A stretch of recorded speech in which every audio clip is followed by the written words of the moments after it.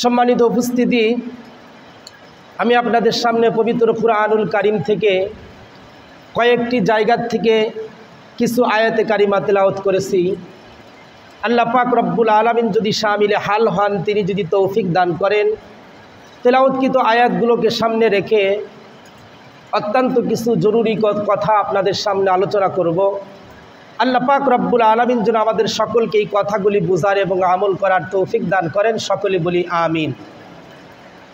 সম্মানিত উপস্থিতি, আল্লাহ পাক রব্বুল আলামিন পবিত্র কুরআনুল কারীমের ভিতরে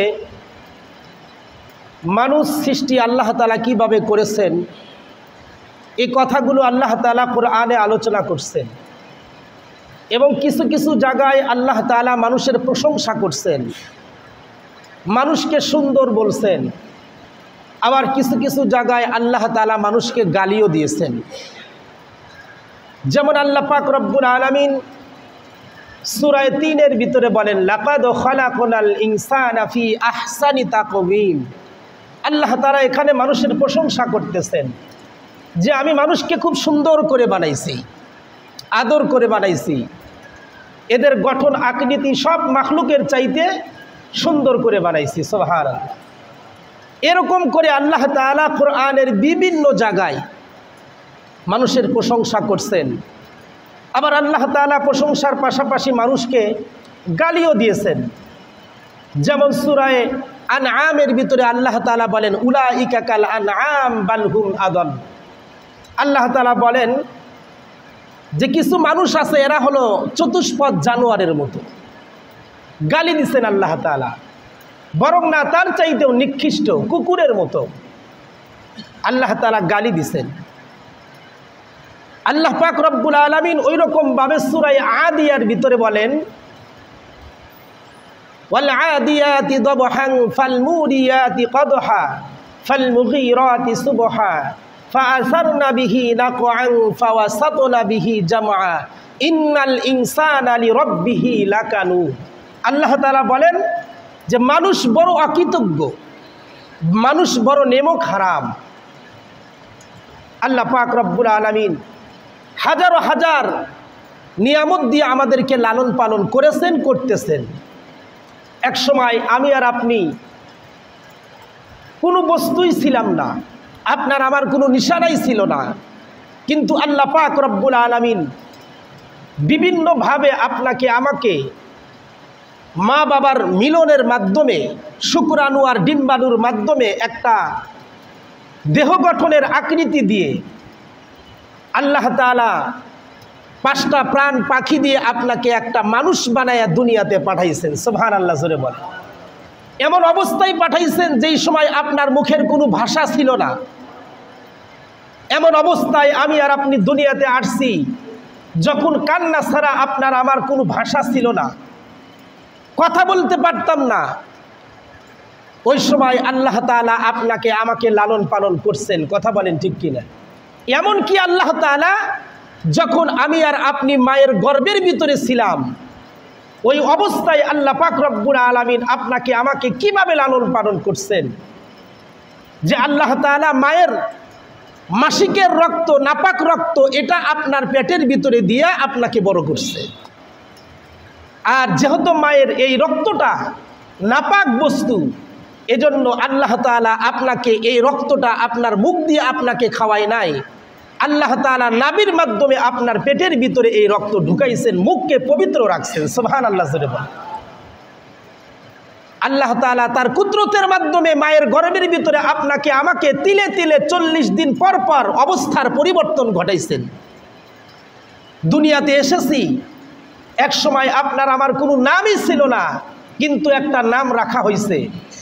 এরপরে আস্তে আস্তে বড় হয়ে গেছি, সম্পদের মালিক হয়েছি।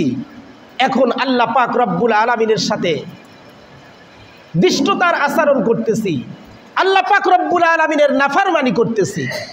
এজন্য আল্লাহ তাআলা বলেন, ইন্নাল ইনসানা লিরাব্বিহি লাকানুন। মানুষ বড় নেমক হারাম, মানুষ বড় অকৃতজ্ঞ। নেমক হারাম কাকে বলে জানেন?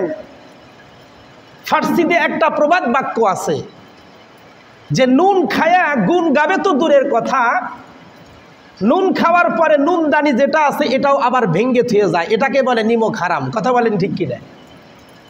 মানে নুন খাওয়ার পরে গুণ গায় না, পাল্টা উল্টা আক্রমণ করে, এটাকে বলে নিমক হারাম। আল্লাহ তাআলা সূরা আদিয়ার ভিতরে ঘোড়ার উদাহরণ দিয়েছেন, ওয়াল আদিয়াতি দবহা, ঊর্ধ্বশ্বাস নেওয়ালা প্রাণীর কসম, অর্থাৎ ঘোড়ার কসম। ঘোড়া কখন উচ্চ নিঃশ্বাস ছাড়ে? আপনি ঘোড়াকে কিছু লবণ পানি দিয়া লালন পালন করছেন, এরপরে আপনি ঘোড়ার উপরে আরোহণ করে 1.5 মণ 2 মণ ওজনের একটা মানুষ আপনি ঘোড়ার পিঠের উপরে আরোহণ করলেন। ঘোড়া আপনাকে নিয়ে দৌড়াইতেছে, দৌড়াইতে দৌড়াইতে এক সময় ঘোড়ার ঘাম মানে শরীর থেকে ঘাম ছুটে গেছে। যখন ঘোড়াটা দৌড় থেকে একটু থেমে গেছে তখন নিঃশ্বাস ছাড়ে, জোরে জোরে নিঃশ্বাস ছাড়ে, লম্বা লম্বা নিঃশ্বাস ছাড়ে। কথা বলেন ঠিক কিনা? আল্লাহ তাআলা বলেন এই অবস্থায় এই ঘোড়ার কসম, এই ঘোড়া কখনো তোমাকে শরীর থেকে ফালাইয়া দেয় নাই, কারণ ঘোড়া তো অকৃতজ্ঞ নয়। সে খেয়াল করে এই মালিক আমাকে নুন পানি দিয়ে লালন পালন করে, আমাকে পিঠে আরোহণ করে সে এক জায়গায় থেকে আরেক জায়গায় তাকে আমি নিয়ে যাচ্ছি, এখন যদি পিঠ থেকে তাকে আমি ফেলে দেই তাহলে তো নুন খাইয়া গুণ গাওয়া হলো না, নিমক হারামি হলো। কথা বলেন ঠিক কিনা? আর আমরা মানুষ, আল্লাহ তাআলা বলেন হে মানুষ, তুমি এক সময় কিছুই ছিলে না, কিন্তু আমি তোমাকে লালন পালন করলাম, আস্তে আস্তে আস্তে আস্তে তোমাকে বড় করলাম, তোমাকে সম্পদশালী বানাইলাম, তোমার চাকরির ব্যবস্থা করলাম, তোমার কৃষি ব্যবস্থা করলাম, তোমার রুজির ব্যবস্থা করলাম। কিন্তু তুমি আজান যখন হয়ে যায় তখন মসজিদে না এসে তুমি দুনিয়ার কাজে লিপ্ত থেকে তুমি আমাকে বুঝাইতে চাও নামাজের চাইতে আমার কাজটাই বড়। এটা হলো নিমক হারামি। বলেন নাউজুবিল্লাহ। আল্লাহ পাক রব্বুল আলামিন সূরার 2য় আয়াতের ভিতরে বা 3য় আয়াতের ভিতরে বলেন, ফাল মুগীরাতি সুবহা, সেই সুবহের কসম, সেই প্রভাতের কসম, যেই সময় ঘোড়া দৌড়াইতে দৌড়াইতে সৈন্য দলের ভিতরে ঢুকে পড়ে আর শত্রুদেরকে শেষ করে ফেলে। অর্থাৎ যখন মুসলমানদের সাথে কাফেরদের যুদ্ধ হইত, আল্লাহ রাসূল সাল্লাল্লাহু আলাইহি ওয়াসাল্লাম কাফেরদের উপর আক্রমণ করতেন ওই সময় যখন কাফেররা ঘুমায়া থাকে। অর্থাৎ ফজরের আজান যখন হইতো তখন মুসলমানরা ঘুম থেকে জাগ্রত হয় আর কাফেররা ওই সময় ঘুমায়া থাকে। এজন্য আল্লাহর রাসূল ফজরের ওয়াক্ত সুবহে সাদিকের সময় ঘোড়ার উপর আরোহণ করে শত্রুদের উপর আক্রমণ করত। সুবহানাল্লাহ জোরে বলে। এখান থেকে কয়েকটা মাসআলা বোঝা যায়। সেটা হলো ফজরের আজান শুনে যারা মসজিদে আসে নামাজ পড়ার জন্য তারা হলো প্রকৃত মুসলমান, আর যারা ফজরের আজান শোনার পরেও মসজিদে না এসে আরামে ঘুমায়া থাকে তাদের চরিত্র কেমন যেন কাফেরের চরিত্রের সাথে মিলে যায়। কথা বলেন ঠিক কিনা? আর আল্লাহর রাসূল বলেন কি হাদিস শরীফের ভিতরে, মুনাফিক কখনো ফজরের নামাজ পড়তে পারে না, আর যে মুসলমান সে কখনো ফজরের নামাজ ছাড়তেই পারে না। সুবহানাল্লাহ জোরে বলেন। তাহলে ফজরের নামাজ পড়তে পারে না কে? বলেন মুনাফিক যে। অর্থাৎ আল্লাহ পাক রব্বুল আলামিন এই সূরার ভিতরে 3 নম্বর আয়াতের ভিতরে সুবহের কসম খাইতেছেন, যেই সময় ঘোড়া তার ঘুমকে ভেঙে দিয়ে মুসলমানদেরকে বিজয় করার জন্য শত্রুদের উপর আক্রমণ করে, আর তুমি মানুষ, তোমাকে লালন পালন করলাম আস্তে আস্তে, ভালো মন্দ বিভিন্ন রকমের নিয়ামত তোমাকে খাওয়ায়া। এই নিয়ামত কেমন নিয়ামত দেখেন, আল্লাহ পাক রব্বুল আলামিন আপনাকে আমাকে দিছেন। একই রকমের মাছ, পুকুরের মাছের এক মজা, নদীর মাছের আরেক মজা, বিলের মাছের আরেক মজা, আছে না নাই? মাছ কিন্তু একটাই, কিন্তু বিভিন্ন জায়গায় বসবাস করার কারণে আল্লাহ পাক রব্বুল আলামিন বিভিন্ন রকমের স্বাদ তার ভিতরে দিয়েছেন। সুবহানাল্লাহ জোরে বলেন। আল্লাহ কত ভালোবাসেন আপনাকে। এমনকি আল্লাহ পাক রব্বুল আলামিন একটা মাছ তার মাথার ভিতরে এক মজা, আবার লেজের ভিতরে আর একটা মজা, আবার পেটের ভিতরে আর এক মজা। আল্লাহ পাক রব্বুল আলামিন কত সুন্দর নিয়ামত আপনাকে আমাকে দিয়েছেন, যে একটা লাল আর কালো গাভী আপনি লালন পালন করতেছেন, কিন্তু সেখান থেকে গোবরের ভিতর থেকে, রক্তের ভিতর থেকে সাদা দুধ বের করে আপনাকে খাওয়াইতেছেন। সুবহানাল্লাহ। একটা গাভী জবাই করার পরে 1 পোয়া দুধ আপনি বের করতে পারবেন না, কিন্তু জীবিত গাভীর থেকে 5 কেজি 10 কেজি দুধ বের করতেছেন কে? একটু আওয়াজ দিয়ে বলেন আল্লাহ। এই আল্লাহ আপনাকে কত সুন্দরভাবে লালন পালন করতেছেন, কত নিয়ামত আপনাকে খাওয়াইতেছেন। আবার এই গরুটাকে আপনি জবাই করতেছেন, এই গরুর কাল্লার গোস্তের ভিতরে এক রকমের মজা, আবার পিছনের গোস্তের ভিতরে আর এক রকমের মজা, আবার মাঝখানের গোস্তে আর এক রকমের মজা। কথা বলেন ঠিক কিনা? আবার হাড্ডির ভিতরে যে মগজ থাকে তার ভিতরে অন্য আর একটা মজা। সুবহানাল্লাহ জোরে বলে। আল্লাহ তাআলা বলেন শুধু তোমাকে এক রকমের গোস্ত আমি খাওয়াই নাই, একদিক থেকে তোমাকে আমি গরুর গোস্ত খাওয়াই। গরুর গোস্ত খাইতে খাইতে তুমি যদি ক্লান্ত হয়ে যাও, এর পরিবর্তে আমি আল্লাহ পাক রব্বুল আলামিন তোমার জন্য খাসির গোস্ত, তোমার জন্য মুরগির গোস্ত, আবার মুরগির ভিতরে দেশি মুরগি, পাকিস্তানি মুরগি, ব্রয়লার মুরগি, বিভিন্ন রকমের আইটেম তোমাদের জন্য আমি আল্লাহ ব্যবস্থা করে দিয়েছি। বলেন সুবহানাল্লাহ। আল্লাহ তাআলা বলেন এত এত নিয়ামত খাওয়াই আমি তোমাদেরকে বড় করি। আর শীতের দিনে মুয়াজ্জিন যখন বলে আসসালাতু খায়রুম মিনান নাউম, ঘুম হইতে নামাজ উত্তম, আর তুমি মুসলমান মাথার থেকে পাপো কম্বলটাকে বিছাইয়া দিয়া বলো না নামাজ থেকে ঘুম উত্তম, নাউজুবিল্লাহ বলে বলে। আল্লাহ তাআলা বলেন মানুষ বড় নিমক হারাম, মানুষ বড় অকৃতজ্ঞ, তাকে আমি কত সুন্দর করে লালন পালন করি, কত বিপদ থেকে তাকে বাঁচাইয়া দেই, কত মুসিবত থেকে তাকে আমি রক্ষা করি। অথচ এই মানুষ বড় নিমক হারাম, আমার ইবাদত তারা করতে চায় না। অথচ দেখেন একজন ব্যক্তি একটা কুকুর লালন পালন করলো, এই কুকুরকে কি খাওয়ায়? খাবারের উচ্ছিষ্ট যেটা, অথবা গোশত খাওয়ার পরে যেটা হাড্ডি বেঁচে গেছে, যেটা খাওয়া যায় না, এটা বাহিরে যখন ফেলে দেওয়ার উপযুক্ত, এটা তখন কুকুরকে খাওয়ায়। আর এই কুকুর বাড়িওয়ালার এই উচ্ছিষ্ট খাওয়ার পরে রাত্রির বেলা বলে কি, মালিক আপনি ঘুমায়া থাকেন, আমি আপনার বাড়ি পাহারা দেব, আপনার বাড়িতে যদি চোর ঢুকে ফেলে তাহলে আমি আপনাকে বলে দিব। সুবহানাল্লাহ জোরে বলেন। আল্লাহ পাক রব্বুল আলামিনের কিছু পছন্দের বান্দা ওলি আউলিয়া যারা দুনিয়ার থেকে চলে গেছে, এরা অনেকে বলছে কুকুরের ভিতরে 10টা গুণ এমন আছে, যেই 10টা গুণ যদি মানুষের ভিতরে থাকতো তাহলে ওই মানুষটা আল্লাহর ওলি হয়ে যাইত। সুবহানাল্লাহ জোরে বলেন।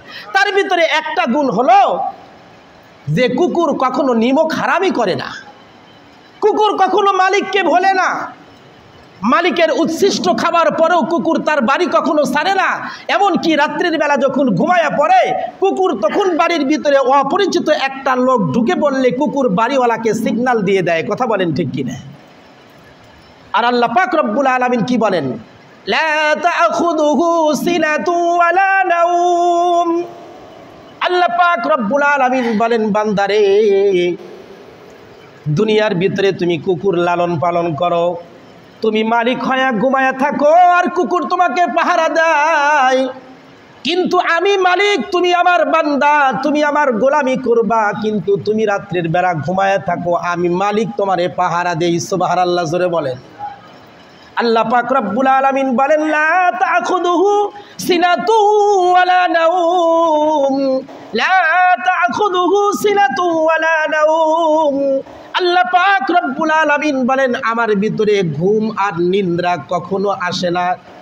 কেন আসে না? তাফসীরের কিতাবের ভিতরে মুফাসসিরগণ 3টা কারণ লিখছেন। 1 নাম্বার কারণ হলো আল্লাহ পাক রব্বুল আলামিনের ভিতরে দয়া মায়া বেশি, তাই আল্লাহর কখনো ঘুম আসে না। সুবহানাল্লাহ জোরে বলেন। দয়া মায়া বেশি, তার জন্য ঘুম আসে না। তার কারণ কি? উদাহরণ দিলে খুব ভালো করে বুঝবেন। অনেক সময় দেখবেন সমাজের ভিতরে, পরিবারের ভিতরে কোনো বাবার সন্তান যদি একটু দুষ্ট হয়, সন্তান যদি দুষ্টামি করে, বাবা তখন সন্তানকে নিজের ঘর থেকে বের করে দেয়।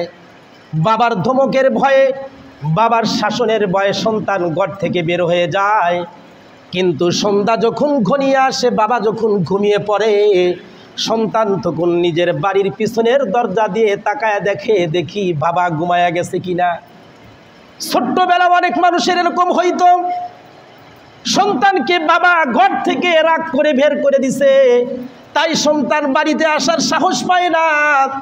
রাত্রির বেলা যখন বাবা বিছানায় শুয়ে পড়ে, সন্তান তখন বাড়ির পিছনের দরজা দিয়ে বেড়ার ফাঁক দিয়ে ছোট্ট ছোট্ট মানে ছিদ্র দিয়ে ঘরের ভিতরে তাকায়া দেখে, দেখি মা বাবা কি করতেছে।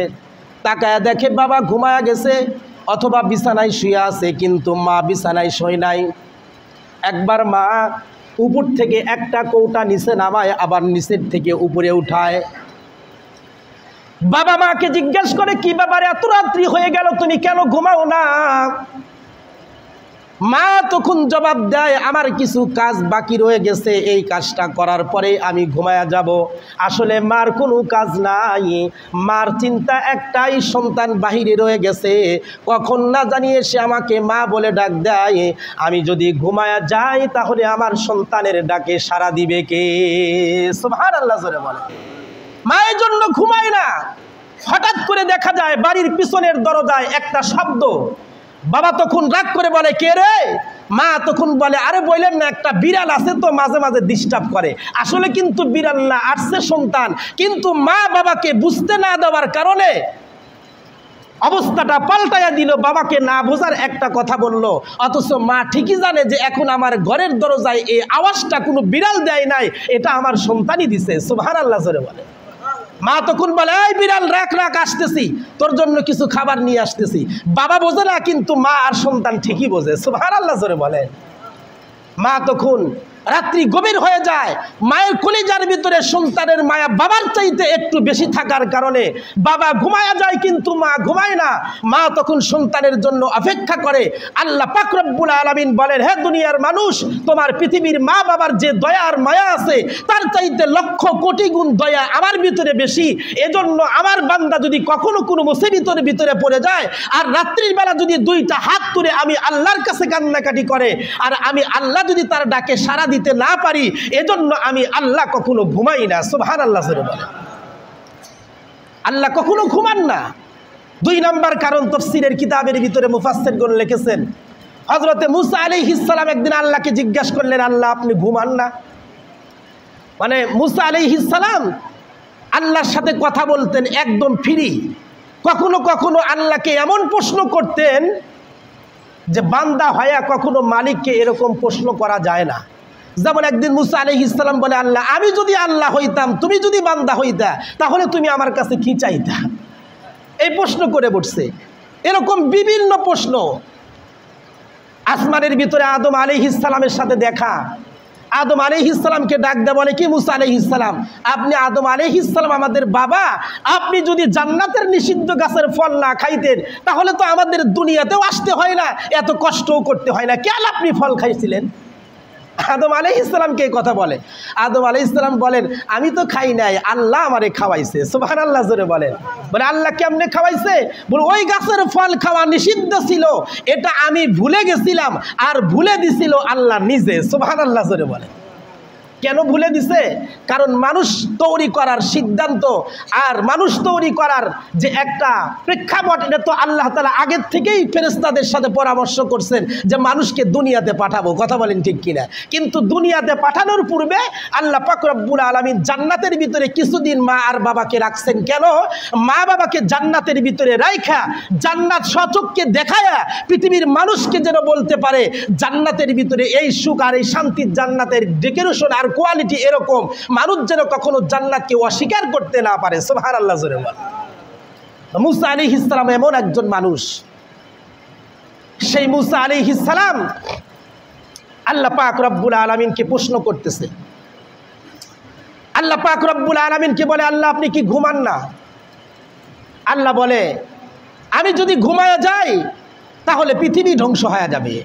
বলে কেমন করে ধ্বংস হবে? এটা তো বুঝে আসলো না। ঘুমাবেন আপনি, পৃথিবী কেমনে ধ্বংস হবে? মুসা আলাইহিস সালাম বলে, একটা গ্লাস হাতের ভিতরে নাও, পানি ভর্তি একটা গ্লাস হাতের ভিতরে নিছে।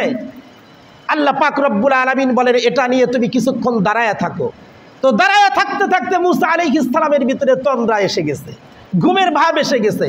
সাথে সাথে হাত থেকে গ্লাসটা পড়ে একদম চানাচুরের মতো হয়ে গেছে, পানি তো ছিটে চতুর্দিকে ছিঁড়ে গেছে। তখন আল্লাহ পাক রব্বুল আলামিন বলেন, মুসা এটা কি হলো? তোমার হাতের ভিতরে গ্লাস রাখলাম আর তুমি এটাকে ভেঙে ফেললা। কয় আল্লাহ আমার তো ঘুম আসছিল, আমার কি দোষ? আল্লাহ পাক রব্বুল আলামিন বলেন, ঠিক আমার ভিতরে যদি ঘুম আর তন্দ্রা আসে, আমি যদি ঘুমায়া যাই, তাহলে পৃথিবী ধ্বংস হয়ে যাবে। পৃথিবীকে রক্ষা করার জন্য তোমাদের হেফাজতের কারণে আমি আল্লাহ কখনো ঘুমাই না। সুবহানাল্লাহ জোরে বলে। 3 নাম্বার কারণ তাফসীরের কিতাবের ভিতরে মুফাসসিরগণ লিখছেন যে আমি আল্লাহ ঘুমাই না, তার 3 নাম্বার কারণ হলো মানুষ যখন নেক আমল করে, এই নেক আমলটা ফেরেশতারা লিপিবদ্ধ করে আমার কাছে নিয়ে আসে। মানুষ যখন গুনাহ করে, এই গুনাহটা লিপিবদ্ধ করে আমার কাছে নিয়ে আসে। প্রত্যেকটা মুহূর্তে আমার কাছে নেকি আর বদির হিসাব আসতে থাকে। আমি যদি ঘুমায়া যাই, তাহলে বান্দা বান্দির হিসাব কে নিবে? সুবহানাল্লাহ জোরে বলেন। এই 3টা কারণে আল্লাহ তাআলা ঘুমান না। আল্লাহ তাআলা আমাদেরকে কত ভালোবাসেন, কত মহব্বত করেন, অথচ আমরা হলাম নিমক হারাম।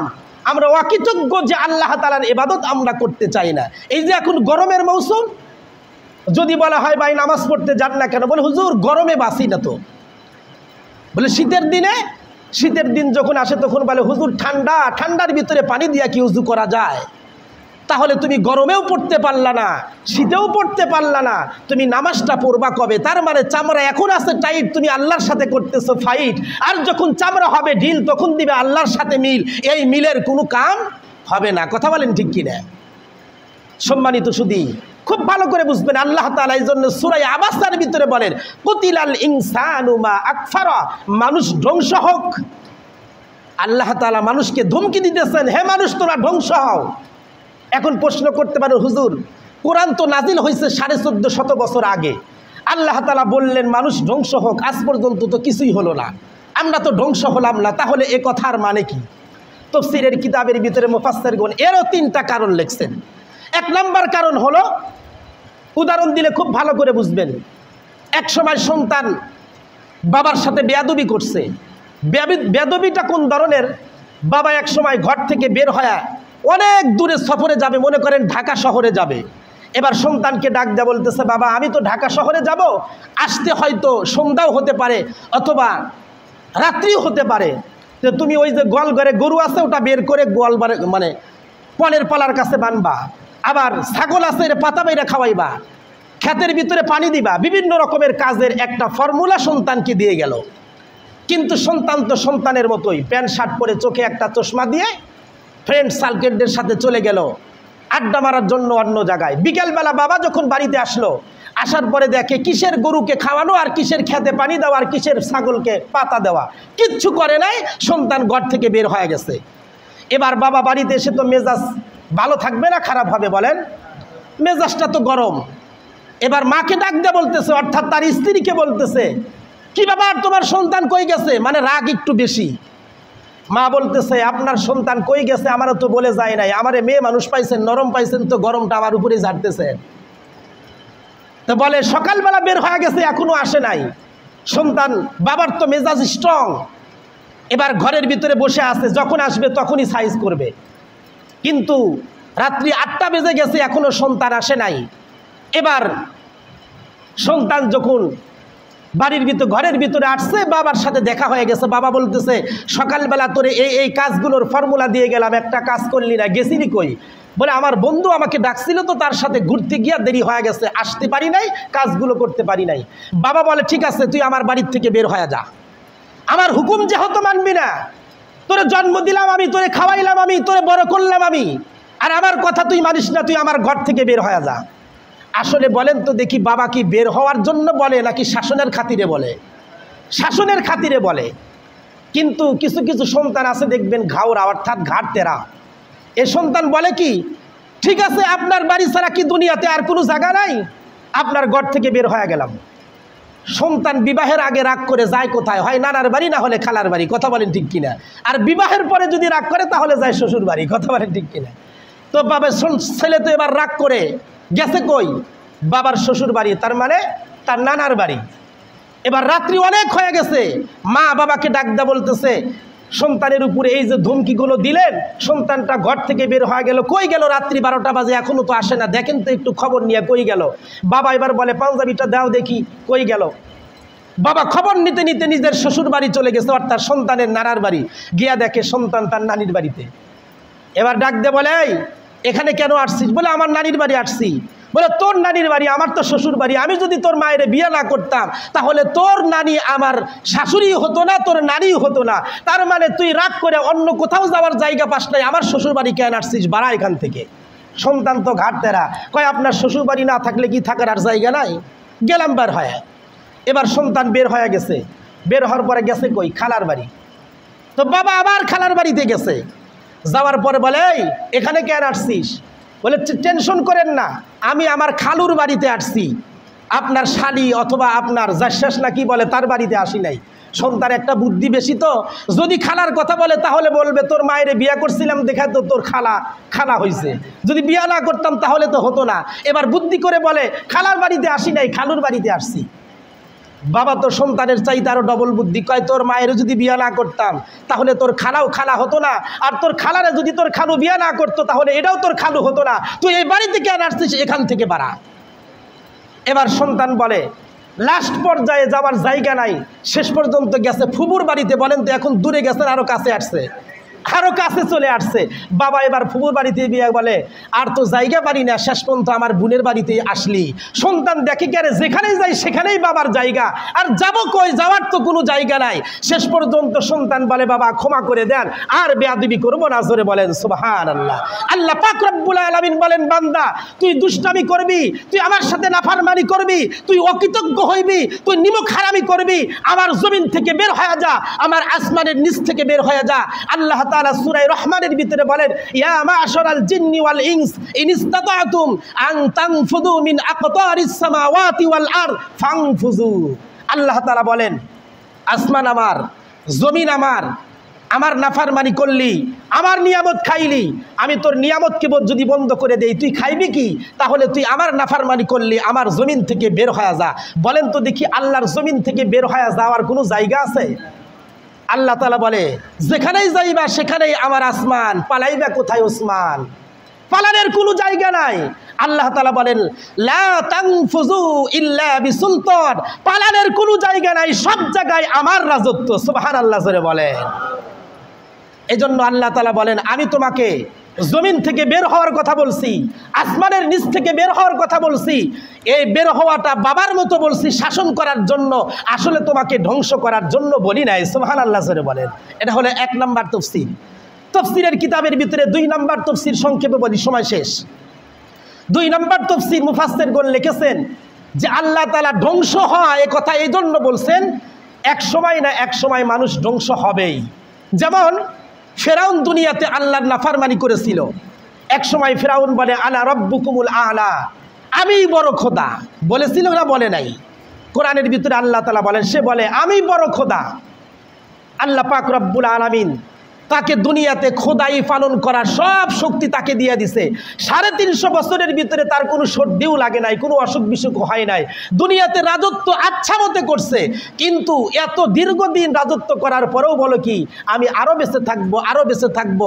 মনে করেন 21 সাল, 21 থেকে 41 সাল এরকম করে ফেরাউন বলে। তো এক সময় আল্লাহ পাক রব্বুল আলামিন ফেরাউনকে নীল নদের পানিতে ডুবাইয়া মারছেন না মারেন নাই? কথা বলেন, মারছেন না মারেন নাই? মারছেন। তার রাজত্ব শেষ হয়েছে না হয় নাই? ঠিক ওই রকমভাবে নমরুদও নিজেকে বড় খোদা দাবি করছিল, কিন্তু আল্লাহ তাআলা তাকে শেষ করার জন্য কি ব্যবহার করছেন? ন্যাংরা একটা মশা। সুবহানাল্লাহ জোরে বলেন। ন্যাংরা মশা কেন ব্যবহার করলো খুব ভালো করে বুঝবেন। একটা ভালো মশাও তো আল্লাহ তাআলা ব্যবহার করলেন না। তার কারণ আল্লাহ তাআলা বুঝাইয়া দিলেন এ দুনিয়ার নাফরমান তুই যত বড় শক্তিধর হস না কেন, তোকে ধ্বংস করার জন্য আমার একটা ভালো মশারও দরকার নাই, ন্যাংরা মশা দিয়েই তোকে আমি সাইজ করতে পারি। আল্লাহু আকবার জোরে বলেন। সম্মানিত শুধু খুব ভালো করে বুঝবেন, একটা কথা হলো আমরা দুনিয়াতে মশার থেকে বাঁচার জন্য মশারি ব্যবহার করি, সেই মশারির ভিতরেও কখনো কখনো মশা ঢুকে পড়ে। কথা বলেন ঠিক কিনা? তার মানে মশারির একটা 14 ছিদ্রের কাছে মশা গিয়ে বসে আর মাথাটা ঢুকে দিয়ে আস্তে তার ভিতরে ঢুকে পড়ে। এত ছোট ছোট ছিদ্র দিয়া মশা ঢুকে পড়ে, কিন্তু আজ পর্যন্ত সর নিকলার কোনো মানুষের কাছ থেকে কি এ কথা শুনছেন যে একটা মানুষের নাকের ভিতরে মশা ঢুকছিল? আজ নাকের ছিদ্র কি মশারির চাইতে ছোট না আরো বড়? তা ঢুকলো না কেন? কারণ আল্লাহ পাক বলেন তোমার এই নাকের ভিতরে মশা ঢুকে তোমার মগজে যেন কামড় দিতে না পারে, এজন্য আমি আল্লাহ তাআলা তোমাকে হেফাজত করার জন্য তোমার নাকের ভিতরে পশম দিয়ে দিছি, আর পশমের ভিতরে আঠাযুক্ত সিগান দিয়ে দিছি, যেন মশা ঢুকতে গেলে সেখানে আটকে পড়ে মরে যায়। সুবহানাল্লাহ জোরে বলেন। আল্লাহ তাআলা আপনাকে আমাকে বাঁচাইছেন। আচ্ছা বলেন তো দেখি, এই নাকের ভিতরের পশম শুধু আমারই আছে নাকি আপনাদেরও আছে? আপনাদেরও ছিল, আছে, আর বাকি মানুষের আছে না নাই? তাহলে নমরুদের ছিল না নাই? নমরুদের ছিল কিনা বলেন? নমরুদেরও কিন্তু ছিল, কিন্তু নমরুদের নাকের ভিতর দিয়ে ন্যাংরা মশা কেমনে ঢুকলো? আসলে মশা ঢোকে নাই, আল্লাহ তাআলা ঢুকাইছেন বিদায় ঢুকছে। কথা বলেন ঠিক কিনা? ঠিক তদরূপভাবে পৃথিবীর কোনো শক্তিধর, কোনো রাজত্বওয়ালা ব্যক্তি, কোনো এরকমভাবে দেশের মানুষকে অত্যাচারী কোনো ব্যক্তি যদি মানুষের উপর অত্যাচার করতে করতে একদম শেষ পর্যায়ে চলে যায়, আল্লাহ পাক রব্বুল আলামিন বলেন তোমাকে সাইজ করার জন্য একটা ভালো মশারও দরকার নাই, একটা ন্যাংরা মশা দিয়েই তোমাকে আমি সাইজ করতে পারি। আমি ইচ্ছা করলে তোমাকে 41 কেন 21 কেন তোমার হায়াত শেষ হওয়ার আগেই তোমাকে মামুর বাড়িতে পাঠাইতে পারি। জোরে বলেন কথা ঠিক কিনা? আল্লাহ তাআলা কিন্তু পারেন, সবই পারেন আল্লাহ তাআলা।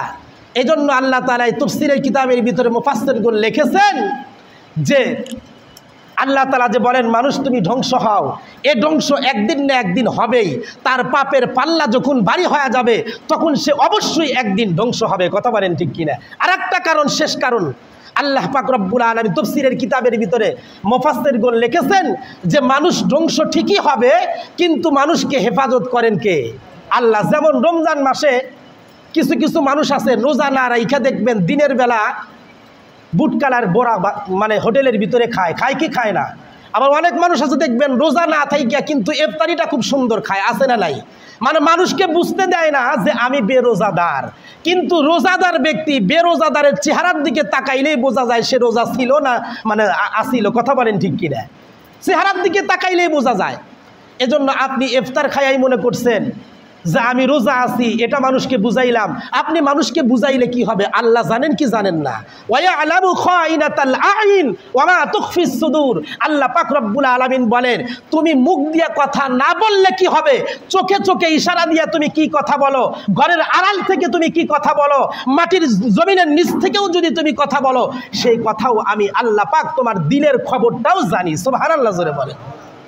আল্লাহ তাআলা সব খবর জানেন। তো রমজান মাসে বুট কালাই খায়, রমজান মাসে রোজা রাইখা ইফতারি খায়, আবার দিনের বেলা হোটেলে খাবার খায়। আল্লাহ পাক রব্বুল আলামিন ইচ্ছা করলে জায়গায় সাইজ করতে পারতো কি পারতো না? কিন্তু আল্লাহ তাআলা করেন না। কেন করেন না? এই যে রোজা না রাখার কারণে একটা গুনাহ করছে, গুনার কারণে আসমান থেকে গজব নাজিল হয়, কিন্তু আল্লাহ তাআলার রহমত এই গজবকে ঠেকায় দিয়া বলে যা ফেরত যা, মানুষের তো আল্লাহর বান্দার উপরে গজব নাজিল হোস না, আগামী বছর আবার রমজান আসতেছে, এই রমজান পর্যন্ত সুযোগ দে, এই বান্দা অবশ্যই আল্লাহ পাকের কাছে তওবা করে ইনশাল্লাহ সে রোজাদার হয়ে যাবে। বলেন সুবহানাল্লাহ।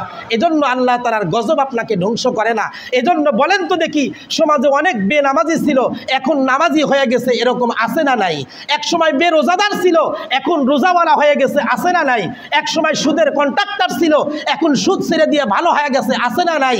এক সময় ডাকাত ছিল এখন তাবলিগ জামাতের সর্দার হয়ে গেছে, আছে না নাই? আল্লাহ পাক রব্বুল আলামিন হেদায়েতের মালিক। তিনি যদি হেদায়েত দেন তাহলে আল্লাহর ধ্বংস থেকে বাঁচাইয়া দেন। এটা হলো 3 নাম্বার কারণ। সম্মানিত শুধু বেশি কথা নয়, সময় যেহেতু বেশি হয়ে গেছে, শেষ হয়ে গেছে, এজন্য আর লম্বা কথা বলবো না। একটা কথাই আপনাদেরকে বলবো, আল্লাহ পাক রব্বুল আলামিন কোরআনে কারিমের ভিতরে সূরা ইনফিতারের ভিতরে বলেন ইয়া আইয়ুহাল ইনসান মা গররাকা বিরাব্বিকাল কারীম। হে মানুষ, তোমাকে এত সুন্দর করে বানাইলাম, এত সুন্দর করে লালন পালন করলাম, এত নিয়ামত তোমাকে খাওয়াইলাম, এত বড় তোমাকে বানাইলাম, তুমি টাকা পয়সার মালিক, কিন্তু আমি রব থেকে তোমাকে কে গাফিল করলো? আমি রব থেকে তোমাকে কে দূরে সরাইলো? যে তুমি ফজরের কালে ঘুমায়া থাকো, মসজিদে আসো না, তুমি দুনিয়ার কাজে ব্যস্ত থাকো, মসজিদে আসো না, কে তোমাকে আমার থেকে দূরে সরাইয়া দিল? আসো আসো, আমার দিকে ফিরে আসো, শুধুমাত্র একবার আমাকে আল্লাহ বলে ডাক দিবা, আর তুমি খাঁটি দিলে তওবা করবা, আমি তোমার পিছনের গুনাহ মাফ করে তোমাকে জান্নাতি বলে ঘোষণা করে দিব। সুবহানাল্লাহ। আল্লাহ তাআলা আমাদের সবাইকে আমাদেরকে আসল রাস্তায় ফিরে আসার তৌফিক দান করুন। সকলে বলি আমিন। ওয়া আখির দাওয়ানা।